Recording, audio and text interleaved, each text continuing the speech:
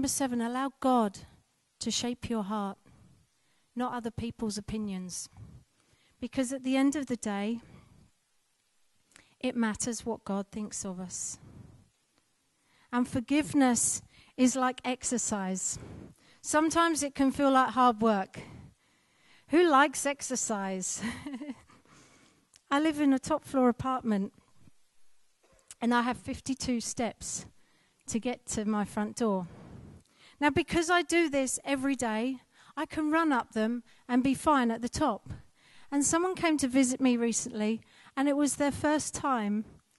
And when they got to the top, they were a little out of breath because it takes a bit of getting used to, doesn't it? Any kind of exercise. And forgiveness can be a little bit like that. The first time we try, it's like, oh, this can be a bit hard. Well, I forgive you. Like forgiving my brother. I've got really good now because I've had to practice a lot over the years. And now I can say sorry and be genuine as well, rather than going sorry. If you start forgiving, it becomes easier over time. And I want to encourage all of us this year to just move on a little bit as well. Is that okay? I was speaking to someone on the phone not long ago, and we were talking about something that was going to happen in the future. And we were just having a good conversation and putting plans in place. And then they said to me, well, it's just that 3 years ago, da-da-da-da-da. And I said, do you mind if I just stop you right there? And I wasn't being awkward or difficult. I said, we're talking about something in 6 months' time, and you want to go back 3 years and talk about an issue that happened then. And they said to me, oh, yes, I get your point. And we didn't go back 3 years. We look forward to the future. I said, let's move on. Let's look into a new day now. Number 8, this is a good point. You have to forgive Christians just as much as anyone else. Sometimes we can think, well, in the church, it's all right for the people that don't know God because they're expected to behave differently or something, or I'm almost expecting them to offend me or upset me. But we have to forgive each other just as much as anyone else. Number 9, don't take offense. Have you ever taken offense? Now, I haven't got a fence tonight, but I have got a chair. And carrying a fence, I'm not talking about a real fence. But if you think of a fence, you're all right carrying it for a minute. But you know, it is a bit awkward. And after a while, it can start to get a bit heavy. In fact, my arm is aching quite a bit right now. And some of us go through life a bit like this. Well, I'm just going to carry this offence because I'm a bit offended, actually. And I like being offended. And then we find some more people to be offended with us. If you're carrying an offence, please lay it down. Don't allow unforgiveness to rob you of your joy. It's number 10. Nehemiah 8 verse 10 says, the joy of the Lord is our strength. And isn't it a great thing to be filled with joy and for his joy to be our strength? Number 11, and there aren't many more. If someone has hurt you, don't seek justice. Seek God. Pray for those who curse you and let God fight your battles. Number 12, if it all gets too much, if you think, well, I just can't do this, pray and ask God to help you because he always will. And number 13, I wrote here, keep your heart and your motives pure. Always believe the best for other people and speak the best. Don't cloud others' opinions of people. Because Matthew chapter 7 says, we will be known by our fruit.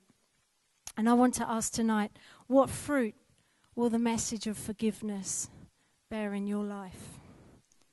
Relationships restored, hurts healed, the unloved loved, the sinful forgiven, and the hurt people restored and made whole by the overwhelming love of Jesus. The gospel is good news.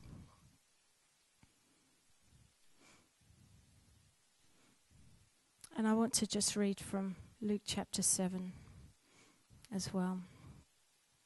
This is where Jesus was anointed by a sinful woman. From verse 36, when one of the Pharisees invited Jesus to have dinner with him, he went to the Pharisee's house and reclined at the table. And a woman in that town who lived a sinful life learnt that Jesus was eating at the Pharisee's house. So she came there with an alabaster jar of perfume. As she stood behind him at his feet, weeping, she began to wet his feet with her tears. Then she wiped them with her hair, kissed them, and poured perfume on them. When the Pharisee who had invited him saw this, he said to himself, "If this man were a prophet, he would know who is touching him and what kind of woman that she is a sinner." And Jesus answered him and said, "Simon, I have something to tell you." "Tell me, teacher," he said. 2 people owed money to a certain moneylender. One owed him 500 denarii, the other 50. And a denarius is equivalent to a day's wages. Neither of them had the money to pay him back, so he forgave the debts of both. Now which one of them will love him more? Simon replied, "I guess the one that had the bigger debt forgiven." "You have judged correctly," Jesus said. And then he turned to the woman and said to Simon, "Do you see this woman? I came to your house and you did not give me any water for my feet, but she wet my feet with her tears and wiped them with her hair. You did not stop to give me a kiss, but this woman from the time I entered has not stopped kissing my feet. You did not put oil on my head, but she has poured perfume on my feet. Therefore I tell you, her many sins have been forgiven, as her great love has shown. But whoever has been forgiven little, loves little." Then Jesus said to her, "Your sins are forgiven." And the other guests began to say amongst themselves, "Who is this who even forgives sins?" And Jesus said to the woman, "Your faith has saved you. Go in peace."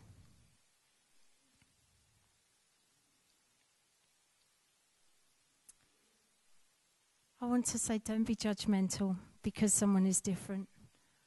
We're not all perfect. One day we will be when we meet Jesus. Until then, he's got a lot of work to do with us.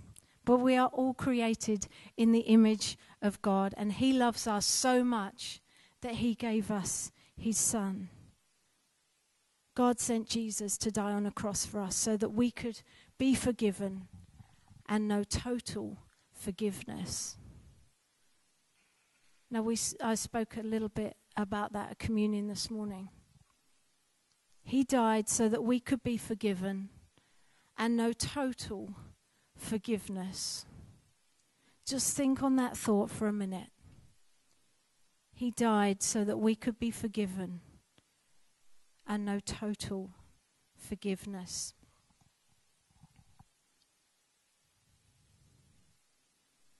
No guilt. No shame, forgiven and loved by God. And if you're a Christian here tonight, if you love God, can you remember the first time that you really felt forgiven? What that felt like when you asked Jesus to come into your heart? He who has been forgiven much loves much. And we have all been forgiven so much by the wonderful work that was done on the cross for us.